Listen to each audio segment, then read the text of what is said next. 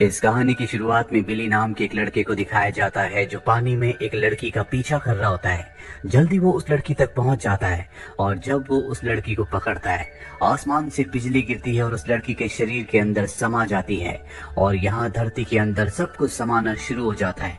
वो लड़की भी धरती के अंदर समा जाती है और अगले पल बिली की आंख खुल जाती है। दरअसल वो एक सपना देख रहा था। इसके बाद बिली अपने काम पर जाता है जहाँ पर वो देखता है कि उसके दोस्त को एक बहुत बड़े बिजनेसमैन ने, जो कि एक माफिया भी है, उसने पकड़ा हुआ है। उसका मानना होता है कि बिली के दोस्त ने उसकी एक चीज चुराई है। हालांकि बिली का दोस्त मना कर रहा होता है।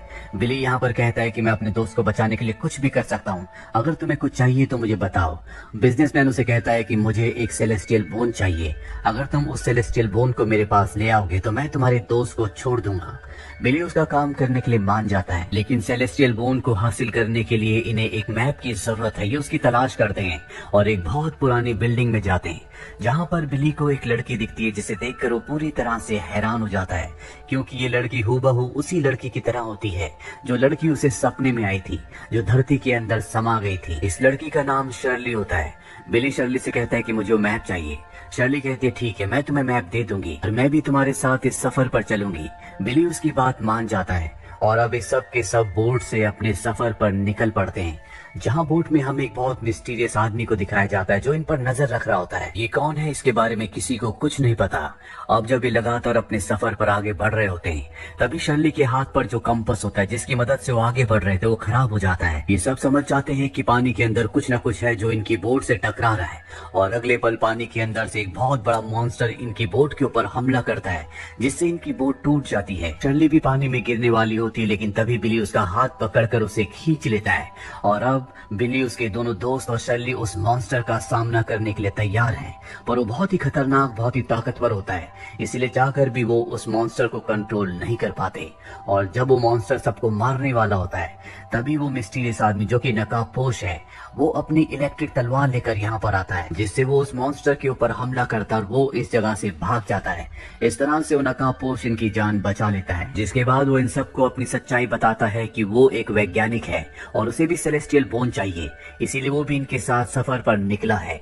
पर वो बताता है कि उसे पाना इतना आसान नहीं है। जिस मॉन्स्टर ने हमारे ऊपर हमला किया था, इसे एक इविल गॉड ने यहाँ पर रखा है ताकि कोई भी सेलेस्टियल बोन तक ना पहुंच पाए। और अगर हमें सेलेस्टियल बोन को हासिल करना है तो सबसे पहले हमें अपने मन को शांत और अपने दिल को मजबूत करना होगा। और अब ये चारों के चारों निर्णय करते हैं कि ये किसी भी कीमत पर हार नहीं मानेंगे और अपने सफर को तय करते हैं। ये सफर तय करते हुए पहाड़ की एक चोटी पर पहुंच जाते हैं, जहाँ पर एक बहुत ही प्राचीन मंदिर होता है। ये मंदिर में चारों तरफ देखते हैं, लेकिन इन्हें आगे बढ़ने का कोई भी रास्ता नहीं दिखता। और तभी बिली को एक बटन दिखता है। जब वो उसे प्रेस करता है तो वहाँ पर एक छुपा हुआ रास्ता खुल जाता है। ये उस रास्ते से नीचे तहखाने में अंदर जाते हैं। इनके सामने एक बहुत बड़ा दरवाजा आता है। बिली उस दरवाजे को भी अपनी सूझबूझ से खोल देता है और जब ये उस दरवाजे के अंदर जाते हैं तो वहाँ पर चारों तरफ बर्फ होती है, जिस पर चलना बहुत मुश्किल है। और अब ये सब के सब बर्फ में फिसलना शुरू हो जाते हैं। बिली को एहसास हो जाता है कि वो अगर इसी तरह से फिसलते रहे तो आगे जो नुकीली बर्फ है उनसे टकराकर इन सब की मौत हो जाएगी।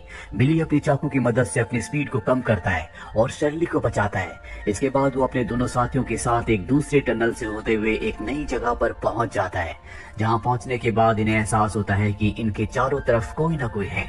और तभी शोलों की तरह लाल अंगारे वाले भेड़िए इनके सामने आ जाते हैं। दरअसल ये सब के सब इविल भेड़िए हैं जो इनके ऊपर हमला करना शुरू कर देते हैं। ये सब उनका सामना करते हैं और उनसे बचते हुए, लड़ते हुए ये एक जगह पहुंच जाते हैं जहां पर ऊपर से सूरज की रोशनी नीचे आ रही होती है।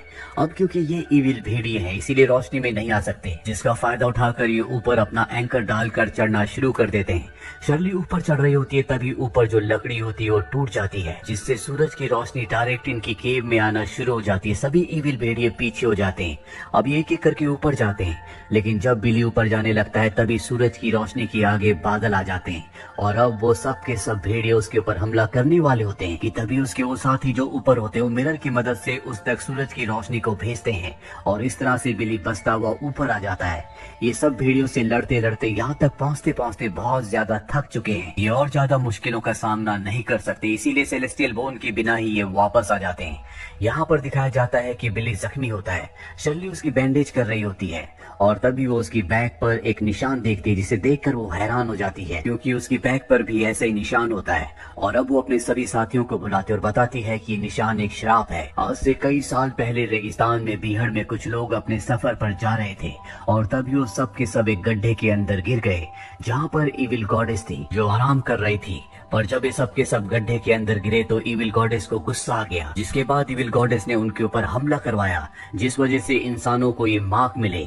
और इस मार्क का मतलब ये है कि जिसके शरीर में भी इस तरह का मार्क या निशान होगा वो 50 साल की उम्र से ज्यादा नहीं जी सकता। अगर किसी के पास सेलेस्टियल बोन है तो वो अपने शरीर से इस मार्क को मिटा सकता है। बिली जो अब शर्ली से प्यार करता है वो नहीं चाहता कि वो 50 साल की उम्र से पहले मर जाए, इसीलिए वो तय करता है कि वो किसी भी कीमत पर सेलेस्टियल बोन को हासिल करके रहेगा।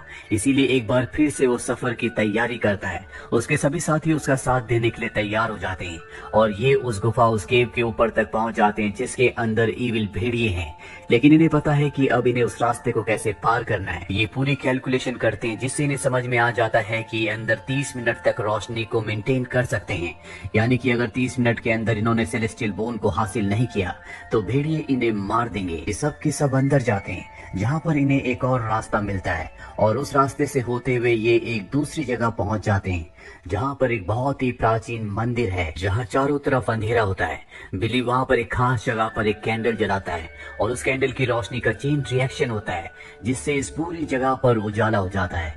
और अभी धीरे धीरे एक एक कदम आगे बढ़ाना शुरू करते हैं क्योंकि इन्हें पता है कि अगर इन्होंने किसी भी गलत जगह पर पैर रखा तो यहाँ पर कुछ भी अनहोनी हो सकती है।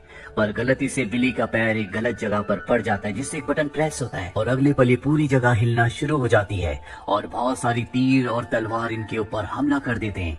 पर किसी तरह से सब के सब बच जाते हैं। हालांकि इनके ऊपर और भी कई तरह के हमले होते हैं लेकिन ये अपनी जान बचा लेते हैं। और जब ये पूरे रास्ते को पार करते हैं तो तभी जमीन के अंदर से एक टूम बाहर निकलता है जिसके ऊपर वो सेलेस्टियल बोन घूम रहा होता है जिसकी तलाश में ये सब के सब यहाँ तक पहुंचे हैं। बिली उस सेलेस्टियल बोन को उठा लेता है और तभी बहुत बड़ी बड़ी स्पाइडर्स इनके ऊपर हमला कर देती हैं। ये उनका सामना भी करते हैं लेकिन इन्हें पता है कि ये इनके सामने टिक नहीं सकते। तभी बिली को एहसास होता है कि सारी की सारी स्पाइडर्स उसके पीछे हैं क्योंकि उसके पास सेलेस्टियल बोन है। वो अपने साथियों से कहता है कि तुम सब यहाँ से निकल जाओ नहीं तो हम सब के सब मारे जाएंगे। अब सब के सब ऊपर जाना शुरू कर देते हैं और यहाँ पर बिली फंस चुका है। हालांकि सब तो ऊपर चले जाते हैं लेकिन शर्ली यहाँ पर बिली को बचाने के लिए आ जाती है। वो अपनी तीर से स्पाइडर्स के ऊपर हमला करती है जिससे बिली को मौका मिल जाता है और वो भी उस जगह आ जाता है जहाँ से ऊपर जा सकते हैं। बिली तो ऊपर चला जाता है लेकिन शर्ली जब ऊपर जा रही होती है तो एक स्पाइडर उसके ऊपर जाल फेंक कर उसे फंसा कर नीचे खींच लेती है। और इससे पहले कि स्पाइडर शर्ली को मारती बिली वहाँ पर आ जाता है, उनका सामना करता है और शर्ली को बचा लेता है। लेकिन अब ये दोनों के दोनों फंस चुके हैं। इनके चारों तरफ वो मॉन्स्टर स्पाइडर्स हैं और इनका साथ देने के लिए इनके बाकी के साथी भी आ जाते हैं और स्पाइडर से मुकाबला करना शुरू कर देते हैं। अब इन्हें मौका मिल जाता है कि एक नुकीले गेट के पीछे सब के सब छुप जाते हैं लेकिन वैज्ञानिक अब भी स्पाइडर्स के बीच में होता है जिसकी कमर पर एक बॉटल होती है जिसमें ज्वलन पदार्थ यानी कि गैसोलीन होता है और वो गैसोलीन को चारों तरफ छिड़क रहा होता है। और जब वो गैसोलीन को हर तरफ छिड़क देता है तो वो भी गेट के पीछे आ जाता है। जिसके बाद ली जिसके पास लाइटर होता है वो उस जगह पर आग लगा देता है। जिसके बाद आग बहुत ज्यादा बढ़ जाती है क्योंकि इस मंदिर के अंदर ऐसी गैसेस होती हैं जो जलाई जा सकती हैं और अब क्योंकि यहाँ पर आग लग चुकी होती है इसीलिए इस जगह का ऑक्सीजन लेवल बहुत ज्यादा कम होना शुरू हो जाता है। इनके पास बाहर जाने का कोई भी रास्ता नहीं है। अब ये एक दूसरे का हाथ पकड़ लेते हैं क्योंकि इन्हें समझ में आ जाता है कि इनकी जिंदगी का अंत आ चुका है। और तभी शर्ली देखती है कि उसके हाथ में जो कंपास होता है वो एक बार फिर से बंद हो गया है। पिछली बार एक कंपास तब बंद हुआ था जब समंदर में इनके ऊपर सी मॉन्स्टर ने हमला किया था और एक बार फिर से कंपास के बंद होने का मतलब ये है कि सी मॉन्स्टर इनके आसपास ही है। इन्हें एहसास होता है कि ये मंदिर समंदर के बीचों बीच है। वही हमें इस मंदिर के बाहर दिखाया जाता है जहाँ पर सच में सी मॉन्स्टर आ गया होता है जिसे पता है कि इंसान अंदर है और वो मंदिर की दीवारों पर जोर जोर से टकराना शुरू कर देता है जिस वजह से मंदिर की दीवारें लीक हो जाती है और अगले पल समंदर का बहुत सारा पानी मंदिर के अंदर आ जाता है जिससे आग बुझ जाती है। अब यहाँ पर बिल्ली और उसके जितने भी दोस्त होते हैं वो सब यहाँ से निकलने के लिए ऊपर की तरफ बढ़ते हैं लेकिन बिल्ली पीछे रह जाता है और सी मॉन्स्टर उसे मारने वाला होता है कि तभी एक बहुत बड़ा पत्थर सी मॉन्स्टर के ऊपर आकर गिर जाता है जिससे सी मॉन्स्टर वहीं पर फंस जाता है और बिली की जान बच जाती है। ये सब के सब बच चुके हैं जिसके बाद ये ट्रेन से अपने घर की तरफ निकल पड़ते हैं। बिली और शर्ली एक दूसरे से प्यार करते हैं। इनके पास सेलेस्टियल स्टोन भी है। बिली कहता है कि इस सेलेस्टियल स्टोन से हम सभी के श्राप को उनकी बॉडी से हमेशा के लिए खत्म कर देंगे यानी कि सबको श्राप मुक्त कर दिया जाएगा। और कहानी की शुरुआत में जो बिजनेसमैन था जिसने बिली को सेलेस्टियल स्टोन लाने का काम दिया था, वो भी श्रापित था, इसीलिए वो स्टोन को हासिल करना चाहता था और अब सब के सब स्टोन की मदद से बच जाएंगे। इसी के साथ ये कहानी जिसका नाम है टूम एडवेंचर यहीं पर खत्म हो जाती है। उम्मीद करते हैं कि ये कहानी आपको पसंद आई होगी।